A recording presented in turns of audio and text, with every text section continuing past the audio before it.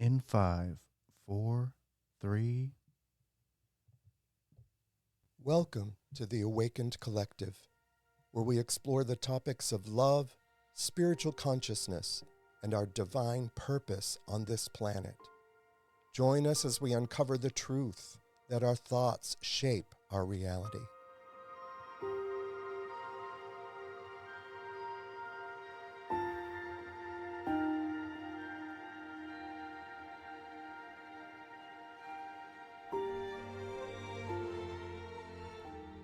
Welcome to the Awakened Collective. I'm Rick Gregory, and a special thank you to Audio Alchemy Productions and Danny Anderson. Thanks for having us.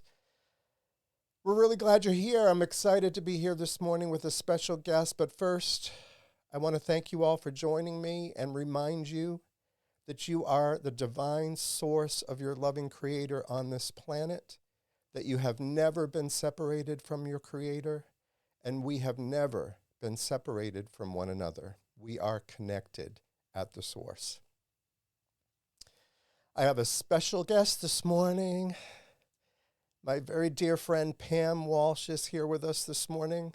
Speaking of being connected, Pam is someone who, how do I put this? I moved here from Massachusetts here to Jackson, Mississippi a little over 11 years ago.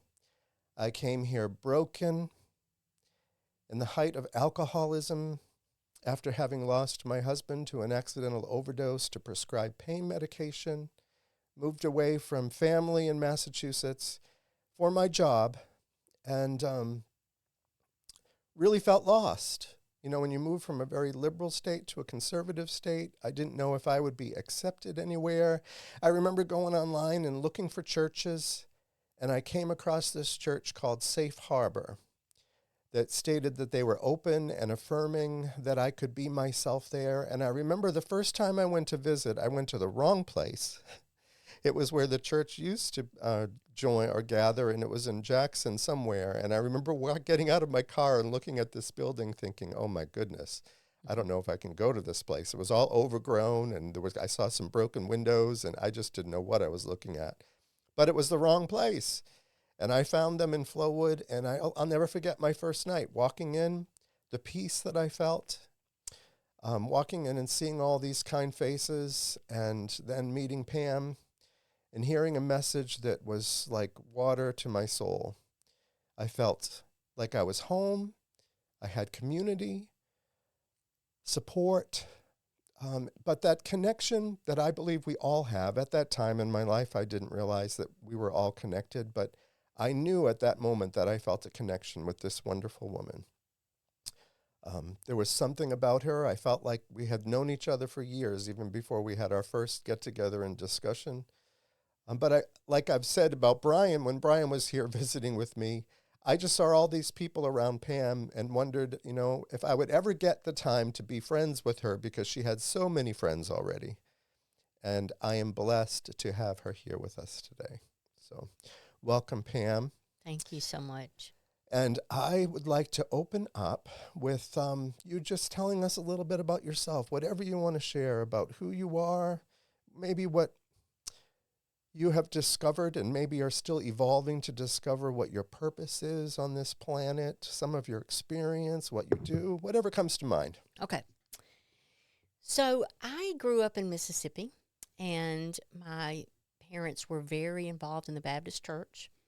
And we were there every time the doors were open. Dad was a deacon. My parents were Sunday school teachers. I loved it. I was all about it. And I learned from, my mom was a very strict disciplinarian. I would say almost to the point of being abusive. But I learned at a very young age, be very perfect, get it right. I was the oldest of 4 siblings. Make sure they get it right, shield them, take care of them, nurture them, and you're going to be okay. Well, when I was a senior in high school, I started thinking some gay thoughts, and I squished them down because I was like, that's wrong. That'll send me straight to hell. I cannot ever do that. Plus, it messed up my perfection that I had going on. I remember then I went to Mississippi College to nursing school, and those gay thoughts, I started meeting gay people, and I was like, that's their thing, but I am not gay. And I finally met a girl when I was a senior at Mississippi College, and I acted on, for the first time, my feelings.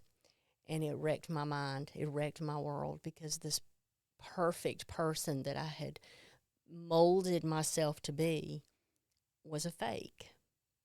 And I finally graduated. We went our separate ways.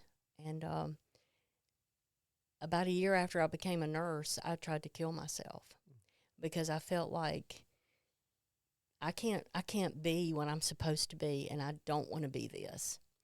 And so I was in the mental institution for about a month. And in that time, I did a lot of work. I look back on the work now, and I think it was fake work.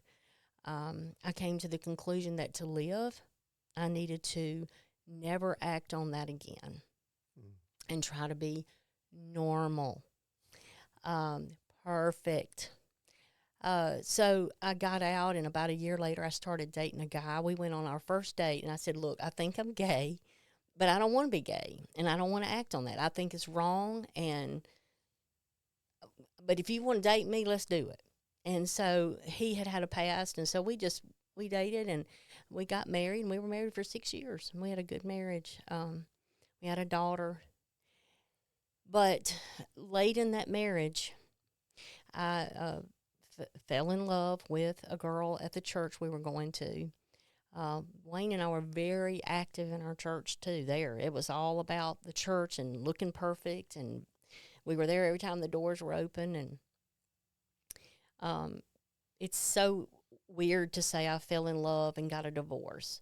That's one sentence, but my God, did it wreck my world and my whole friend. I lost my home. I lost my friends. I lost my church family. I mean, I was shunned. And I remember thinking, well, I've got my car and my baby girl. And I went and lived in a duplex and kept my job. But felt like I was losing ground again. But you know, kids will keep you going. Yep. And anyway, I just decided, it's figure this out or not. So I started gathering up books and had them all over the living room for about a year.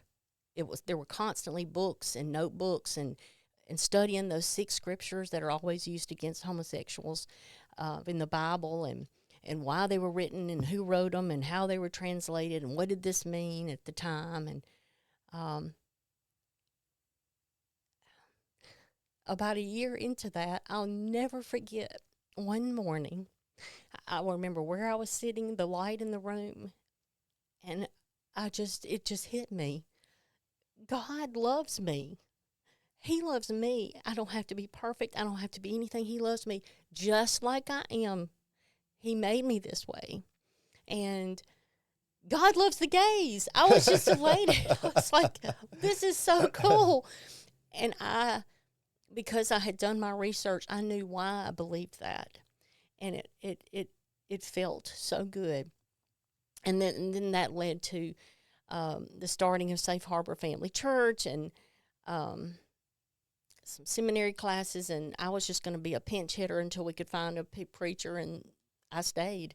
I continued to work as an oncology nurse for all those years, and I was the pastor at Safe Harbor Family Church for 17 years. And I must say it was both my jobs. I feel so humbled to have been a part of both of them. But it was during my time at Safe Harbor that I began to hear the term sacred contract. And Carolyn Mace, I love her writings, that perhaps this was not all some kind of big punishment and trying to figure all this out. This was perhaps meant to be this way. And that maybe I was part of that decision making to be born where I was and how in this situation that I was in, and to have to go through so much to learn that God loved me.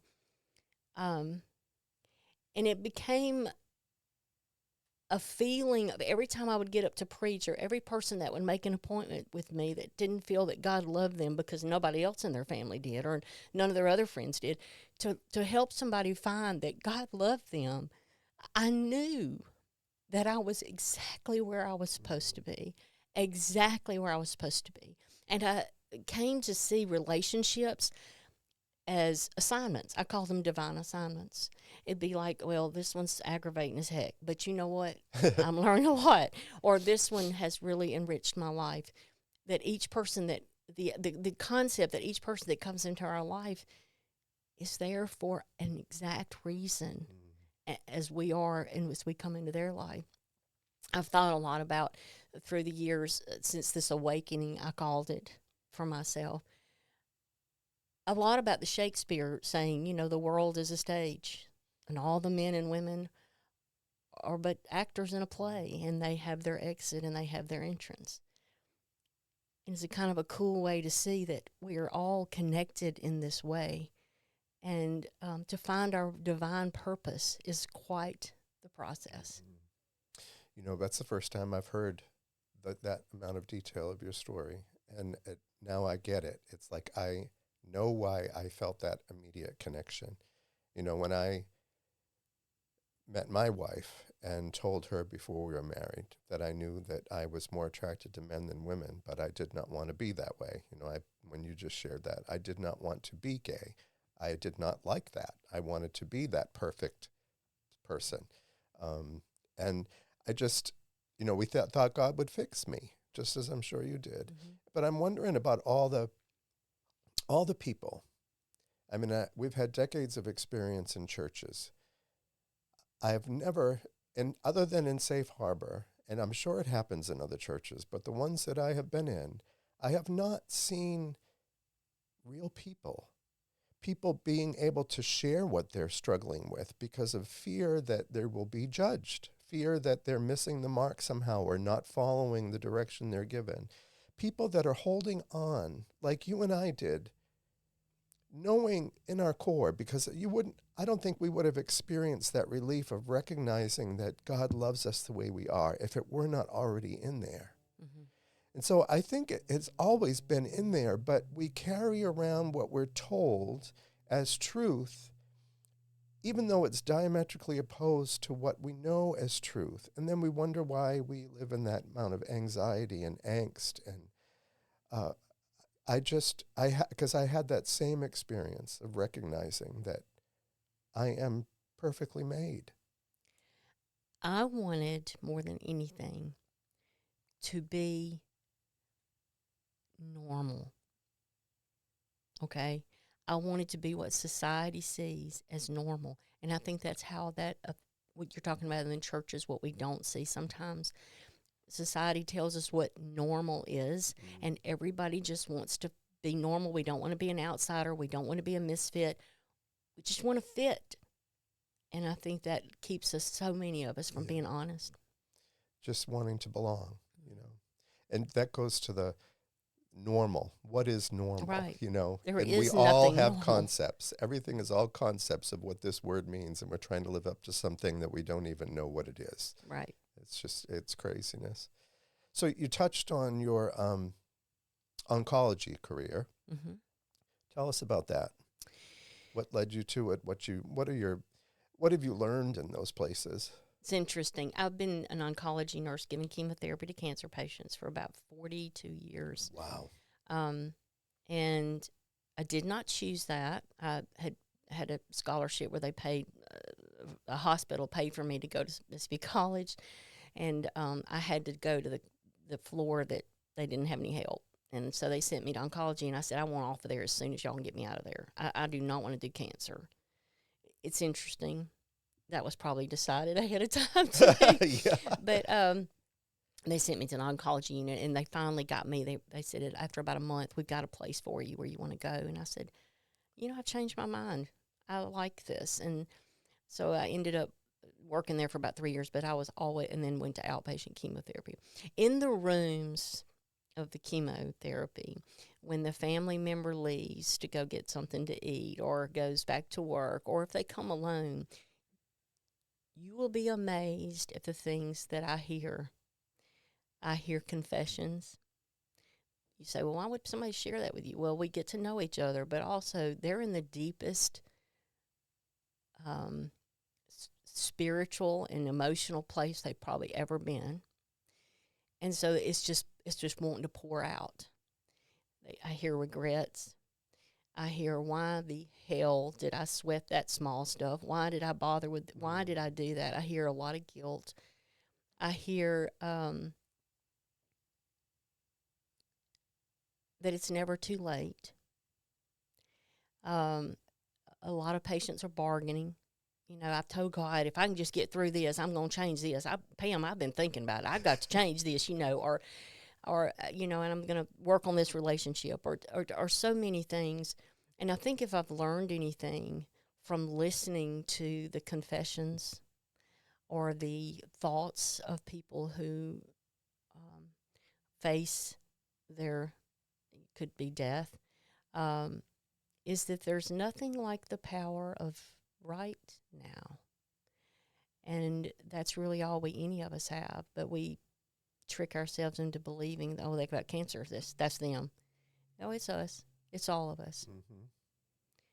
And it's been a powerful thing. And, yeah, don't sweat the small stuff, because that's true. It's all small stuff.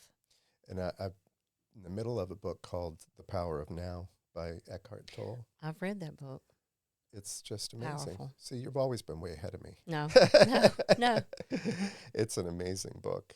And it takes practice. Mm-hmm. But the benefit of being able to stay in the now, just like we are in the now. Mm-hmm. So people that are facing death, and then you're working with their families, I would imagine. Yes. I mean, how do you help people through that? You know, I think I can't answer for any nurse but myself. Mm-hmm. I try to be authentic and real. I try to open a space when I get in a room. I sit in a stool, I lean in, I say, what's going on? Just open a space for not only how do you feel physically, but how are you? And that I'm a safe person to share that with. I absolutely feel that I am truly doing what God wants me to do when I have patients say, we prayed today that you would be our nurse, or you just don't know what that does for you. I think you do. I think we've talked about that you had that similar experience in a past medical field that you were in, that people wanted you to be there for them. There's a connection there. And that makes me feel like I'm really doing what God wants me to do. It's who we become. And it seems like the energy of who we become through trials and darkness and searching, and none of us have arrived, for sure, and don't have all the answers. But I think, and I'm sure you've seen, like you've already touched on, people that may be more accepting of it versus people who fight it. And I'm reminded of a friend of mine who was a church friend of mine. And this was when I was in a Pentecostal church. And I looked up to she was an elderly woman, always dressed to the T, hair all done up in bun and all of that. And prayed beautifully. And I admired her. And she had gotten cancer. And we wanted to go and spend some time with her in the hospital. She didn't want any visitors. She became very angry, very bitter, believing that she didn't understand why God didn't heal her. I mean, the transformation in her was almost frightening to me. I mean, I was only maybe 21, 22 years old to see someone that had changed so much. I'm just wondering if you've experienced people that get angry. You know, by the way, I need to say I am retired from Safe Harbor Family Church, Yes, but I you are. did have, about 7 years ago, my daughter, and this all ties together. This has helped me to put this together. My daughter was very sick. Within 3 or 4 days, she had a neurological issue. She couldn't eat, drink, feed herself, talk, walk, nothing, and had Stevens-Johnson syndrome. It was life and death. And I was so angry because I was like, I have arrived. I know my sacred contract. I feel like I've done what I can, and now are you going back on your word? Are you punishing me because why are you doing this to my daughter? My daughter, my life, my this, my, Yeah. and as she began to get better, it took almost a year, but she's fine today. I'm happy to report. But I had to sit down. I remember where I was. I was in the car because I was hitting that steering wheel.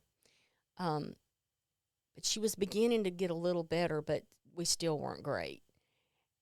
And I was throwing around the my stuff, and it's like I just felt like God was saying to me, "My daughter, I gifted you this child. You brought her into this world, but she's mine. I've got my own sacred contract going on with her. I've got my own stuff with her. You were there and you did what you needed to do, and you'll continue to be there. But this is between Melanie and I, and it was profound. And so you say, well, what does that have to do with the cancer patients? I've since that moment, when I think of my life, or I'm listening to people who are going through something where they're very angry the way I was. Why did you do this to me? Why did you let me get cancer? Why? I have to say, it never was really my life. It never is really your life. It is God's life. And we are here to do what God wants us to do. And we're not supposed to stay here. Every person is going to die. And the people who have a peace about that, it is amazing the difference in their journey as they walk through our doors and when they die, than those who walk in pissed off. And I understand that's part of grieving, is the pissed off stage. But when you stay in that stage and you make it bigger and bigger and bigger, it becomes how you die. And that's sad to watch. Yeah. I read one time that we could trace all fear back to the fear of death. Mm-hmm. So I remember doing this little exercise about the what if questions, and I might have mentioned this in a previous podcast, but someone who was fearing the loss of their job. Mm-hmm. And when they did all the what ifs, so what if you lose your job? Well, then I won't have money to pay my bills. So what if you don't have money to pay your bills? Well, then it goes on and on and on. I'll be homeless. I'll be living on the street. I'll get sick. And eventually it gets to death. And those whys lead to the fear of death.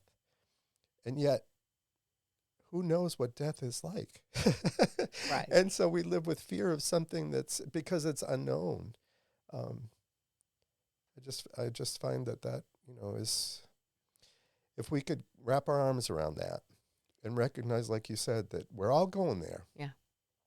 And, I still do funerals for folks. And in a lot of my funeral material, I have this whole concept of the whole, the baby that's in the womb. It's all safe and warm and cuddly and nice. And why the heck would it want to be thrust out, in this horrible pushing and thrusting? I want it just like this. But, gosh, we can't imagine what happens, just like you can't imagine as a baby what happens when you begin your life. Mm. You can't imagine what happens when we die and how beautiful that probably is. Can you share the story that you shared that one time in church? And I mentioned this to you about I'm going to say the worm story that really touched my heart. It's actually not a worm. Oh, it's not? Okay. but I will certainly share it. And it's interesting because this story probably has come to mean different things to me over time. But the story is there was a farmer who had an old pond, and there were a lot of water bugs out in the pond, down under the water, flitting around doing their thing, working, hanging out, having fun. And every once in a while, they'd notice one of the water bugs would get on a lily stalk and start moving up and just become disinterested in everything going on down there, and they'd just go up and never come back. And this really disturbed them. They're like, why do they just don't care about us anymore? And where are they going? And what's happening? So they talked about it as a group, and they decided that the next person that was on that stalk would come back and tell them what's happening. And so it's kind of funny because the water bug, it was his idea. He was the next one up on the stalk about 2 weeks later. And he said, I'm going to come back and I'm going to tell them. I don't know why I feel so inclined to go to this, but I do. And he begins to go up and he comes out of the water and he develops wings and becomes a beautiful dragonfly. And he's flying around and he's so excited. He's like, man, this is awesome. And he thinks, well, I got to go back and tell everybody. And then he realizes nobody is going to get this because I'm not even the same person. I don't even look, I'm not the same water bug. I don't look the same. They won't even know it's me. And how am I going to explain this? And I think at the time when I told that story, I was talking about life and death, but I think as I went back to review it, as you and I've talked about, that can so be applied to the awakening that you and I and a lot of people experience when you begin to see things not as black and white, but as a lot of beautiful gray. And you can't see it different and you can't go back. Yeah. It's not about, I love that. It's not about that whole duality thing, diminishes, not good and bad, right and wrong, pretty, ugly. I mean, all just that it's beautifully gray. Yes. Yes. I love that. And you're right. I mean, there are things that I understand or believe in my heart today, in my knower, that I can't just share with everybody. That there are folks that I'm close with who I've even said on one of these meetings would consider me a heretic, for what I believe today. But I'm trusting my knower. It's not proven me wrong. It's just shown me the light more and more every day. So yeah, I'm sticking with it. So in our last podcast that you mentioned that you listened to, we were talking about how our thoughts shape our reality. And I had mentioned at the end of the podcast last week about holding on to our seat, because I did want to talk about what you've already alluded to, this soul agreement. You called it a sacred contract. Mm-hmm. Is that what you called it? And it's, hypothetical. It's what if that we had this agreement before we came to this planet, that we knew what we wanted to accomplish, or God, our creator, by whatever name you choose to call God, asked us what we wanted to accomplish on this journey or this sojourn on this planet. And by the way, another thing that will probably put me in the heretic corner is believing that there's probably been more than one lifetime. But on this journey, what do you want to accomplish? And then, okay, well, based on what you want to accomplish, this is how it's all, how we'll agree that this is how it's all going to go down. And because you touched on the experiences that we have that start to make sense, that they've led you to where you are. And especially the situation with your daughter, when you said my daughter, but God said, no, it's my daughter. I mean, sometimes I say, why would I have asked for this? But when I really sit down and put pen to paper and look at it all, it just starts to make sense. Have you ever done one for yourself like that? Well, I will say I have put pen to paper, but when I was at Safe Harbor, by the way, I didn't tell anybody, maybe like 2 or 3 really trusted friends, what I believed, okay? Because I didn't want to feel like a heretic. Mm-hmm. I was like, oh, this is really out there, but this is what I believe. Yeah. But it's interesting because I've for years I've gone up to Mississippi State University and spoken at a the thing about being gay. I don't know how to describe what it is, but it's classes, and we go every semester, a panel. That's what it is. And so at the end of it, I always say, if I had a pill that I could take that would make me straight, normal, would I take it? Well, I would have for a long, long time. I would have said, give me that pill. I want to be normal. I want to be straight. I want to be, but I wouldn't take that pill today. Mm-hmm. And the reason is because of seeing the journey of how my mind has opened up and how it has changed. And I don't ever want to go back, it's a lot better view where I am. You know? Yes. Think of the people that we would never be able to meet, help, encourage if we were confined to being someone that we were not brought on this planet to be. And to me, with what you were saying just then, more than what it is I want to accomplish, I guess I'm constantly seeing it as, what is it I want to learn? Mm. I guess that's the way I've always seen Yeah. it. Not accomplishing, but I'm going to learn this through this accomplishment or disaster, or I'm going to learn this, and I'm going to, it's about learning. And that's why I think sometimes about coming back. If I come back, I'm going to learn new things. Mm-hmm. And instead of being punished for screwing up, I'm just going to learn and learn You've and gotten learn. that part over. Yeah. Yeah. Yeah. I love that. And I think, for me, that's what it is too. I mean, it's learning, because as I learn, and everything that we learn, I have always understood that we can't keep what we don't give away. And as we help others, we're actually teaching ourselves, and it's solidifying those lessons that we've learned. So in learning, we're helping, Yes. we're helping others as well to wake up.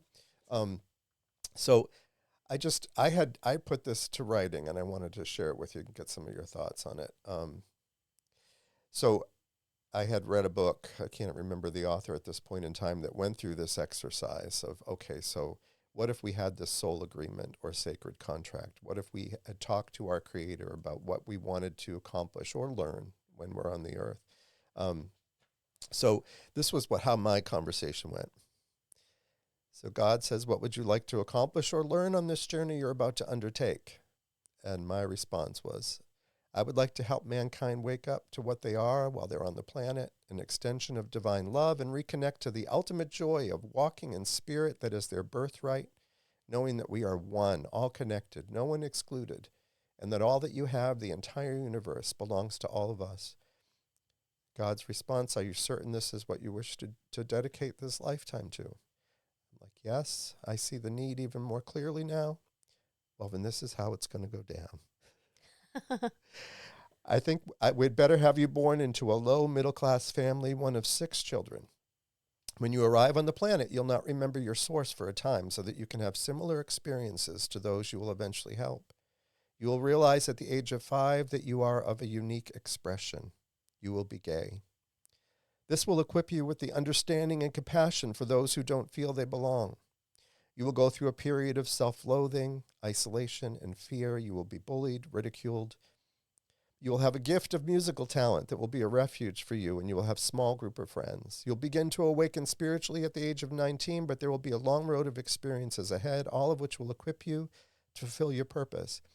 What will start in year 19 as an intimate relationship with me will result in years of wandering in the desert of man's religion. This too will serve a purpose. You will learn of what has entrapped many and help them to awaken to their source. Your planet life will not be easy. There will be those who will be removed from your life so that you won't be dissuaded from your path. But once you endure for a time, you will awaken to your source and lead many out of slumber. I accept that, but what about my parents? Who best to facilitate my life's purpose? You can select Frederick Monroe as your father. He will be a hard worker and provide for you and your family. He too knows that he is gay, but will not evolve to accept that about himself before he leaves the planet. As such, his choices will affect you and others. You will struggle in your relationship with him and find one day that you have made many of the same choices, which will help you to forgive and extend grace to others who simply struggle with the human condition. All along the way, you will be gathering experiences that will help others. And my mother, Marie, is your father's wife. She has compassion for all her children. She will be a refuge to you on many occasions. However, she's an alcoholic who will not come to know in this lifetime experience that the love she longs for is within her. She had dreams but did not believe she could pursue them and chose to learn from following traditional societal example and instruction. She will oftentimes be the central focus of the family, and in time you will have empathy and compassion as you too will find yourself in the grips of alcoholism, which will lead to your awakening. Your parents' specific chosen mission on this earth is not for you to know at this time. Well, God, isn't it awful that this situation for my parents and their marriage? No, they too had a soul agreement for this and dedicated their lifetime to make their children aware that there is a power greater than themselves. They will teach that this power is found by way of religion, but it will instill a spark in each of them to search, question, and chart their own course to accomplish their chosen mission. They will set the example that human life manifests what is held in thought. This will prove a vital experience for you on your journey to recognizing that your thoughts shape your reality and will be a key that unlocks prison doors for many. I just think that helps me see my life differently. I love that. No, I have not put it that much to pen and paper. That's amazing. It resonates with me. And when things happen, like you said, at least it gives me a little bit of pause. Mm-hmm. Certainly, I still panic. I still freak out, get all in my head at times, but I can become aware of it more quickly today and at least ask, all right, God, what is this about? Where does this fit in? So I'll have to challenge you to do that. Yeah, I was going to say, I've got to get busy. Mm-hmm. I was also, just to back up a little bit, when we were talking about death, there's a scripture that always bothered me. And it was when Jesus was out, there were people gathering all around him, and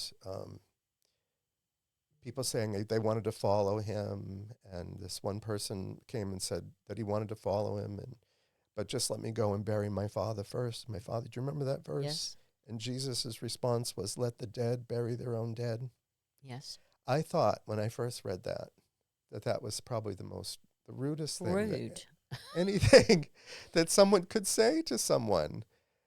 But, the funny thing is it's always stayed in my mind from decades ago. And as my life unfolds, these things that I struggled with 20, 30 years ago come back up. It's like the universe, God saying, here it is. What do you think about this now that you struggled with? Our brains are amazing things. And the way I look at that today is differently. It's as if he was saying, extend grace to those who are still asleep. Extend grace to those who think that this mortal life is all that there is. They have not yet awakened to the fact that this isn't all there is. And they see death as finality. So they're deeply grieving. Allow them to follow that path for now until there comes time when they recognize, like you do, that there is more to this life than that. But extend grace. But you continue to follow the path that I've chosen, that I've called you to at this point in your life, that you continue to seek the truth. And then, I thought all of, the word sin, and again, we get back to words, normal. If there is such a thing, sin is meaning missing the mark. Isn't it just ignorance, not knowing? Like when Jesus was crucified on the cross and he looked at those who took his life and said, Father, forgive them, for they know not what they're doing. They're simply following their conditioning. They're doing what they believe is right based on what they were hearing from the government and the religious folks and all the people that gathered around them that were saying, crucify him. They're just following what they believe, but they're asleep. It's because they're asleep. Extend grace and forgive them. I was asleep, completely asleep, for most of my life. It's only been, a short number of years that I'm starting to see. And I have a desire to try to help others to see. It doesn't make me better than anybody else. It doesn't make any of us better or worse. There we go again with duality. It's a process. I don't know if any of that makes any sense to you at all. Yeah, and I've thought about sin so much, that word. People love that word. Yeah. And they want to make sure their preacher understands their sin, But, I've always just for myself said sin is anything that stands between, that I let stand between myself and God. Because as you have said so beautifully, there's nothing between God and me. It's here. Mm-hmm. And when I'm doing something that just clutters it all up, that's on me. And I just want to clear it out. But yeah, sin is an interesting word that gets overused, in my opinion. Yeah. But isn't it awesome that we can recognize that Yes. today? Yeah. We It's can freeing. recognize those thoughts. I mean, and it's okay. There's no guilt or shame or condemnation that we're having these crazy thoughts but we can stop and recognize that we're feeling distant, and we realize why we're feeling distant, and we can come back to that source. Mhm. I just stayed in that place for years. Well, I it's thought that I couldn't control my thoughts. I thought I wasn't supposed, I didn't know I had control over what I thought. Yeah. It's some great sermon material. Sin. Get back to work. So, any other thoughts? No, thank you so much for asking me. Oh my goodness, I'm so glad. Love you. I loved you from the very first time I saw you. I felt a connection, like you said. And I think that God has a way of, like I said, those assignments. You were a beautiful assignment. You enriched my life. As you did mine, my friend. I love you. Love you too. Another thing with words, the word love. One minute you say, I love pizza, and then you turn to someone and say, I love you. Well, I've experienced, love has to be experienced, and I experienced love for you. Thank you. Me too. And love is the answer, folks. It has always been and always will be the answer. And when we wake up to that fact, we not only see ourselves change, but the world around us changes when we see through the eyes of love. And speaking of love, I'd love to hear from you. So if you want to reach out, you can send an email to rickgregory@theawakenedcollective.com. You can also go to our website. It's still a work in progress. I think it even says that on there. But it's theawakenedcollective.org. So www.theawakenedcollective.org. It has links to the books I've written. It has links to all the books that I'm currently reading. And I was just talking to Pam earlier about some of them that she's read as well that are really blessing my life. And I'd love for you to check them out. So thank you so much for being with me, Pam. I just loved your story. I could sit and talk to you for hours. You are a gift. Thank you. You are a gift. And thank you again to Audio Alchemy Productions. Love you too, Danny. I experienced love for you, Danny. You are my friend. Until next time, my friends, love and kindness always.